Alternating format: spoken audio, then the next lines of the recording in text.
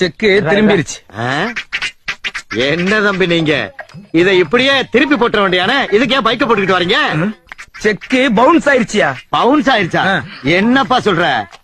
எங்க பவுன்ஸ் ஆச்சு? பவுன்ஸ் ஆயிருக்கு ரெஃபர் பண்ணா பேங்க்ல பணம் இல்லாம திரும்பி வந்துருச்சியா? இங்க வர்றா. எவ்வளவு பெரிய பேங்க்ல பணம் இல்லையாடா? எவ்வளவு கேவலப்படுத்துறாங்க பாரு, எவ்வளவு அசிங்கப்படுத்துறாங்க.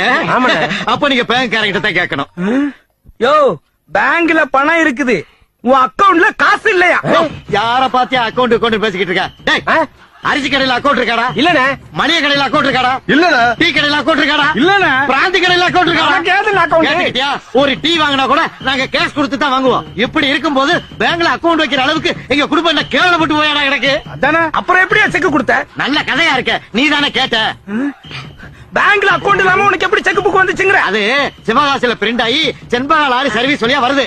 அதை எடுத்து உனகிட்ட கொடுத்தேன். வேணும்னா சொல்லு, அடுத்த மாசத்துக்கு இப்பவே கொடுத்துறேன்.